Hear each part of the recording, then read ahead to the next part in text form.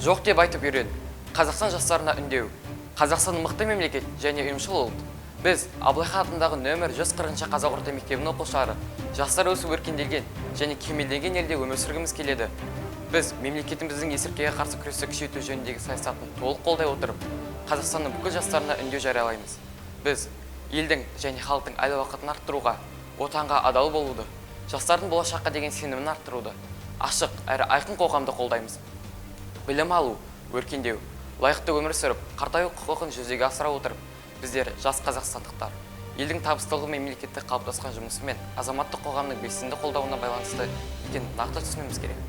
Жастар біздің қоғамның тірегі деп, бізге үлкен сенім артылып, және есірткіге ымырасыз күрес саясатына қатысуымызды күтеді. Біз есірткіге кез келген көріністеріне нөлдік төзімділік жағдайын туғызуға, есірткіге қарсы мәдениетті насихаттауға, жеке құқықтық сауаттылықты арттырып, жаман мінез-құлықтан адамгершілік тұрғыдан алуға тиіспіз. Біздің басты қағидаттарымыз адал еңбек пен оқу білім, заңдарды құрметтеу, әділ іс-қимылдар мен әрекеттер жасау болуы тиіс.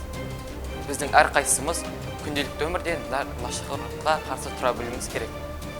Біз Қазақстанның жастарына нашақорлыққа қарсы іс-қимыл жалпыұлттық қозғалысының өзегі болуға, есірткіге жол жоқ мемлекеттік саясатын қолдауға, Қазақстанның мықты негіздерін нығайтуға бар күш-жігерін салуға шақырамыз.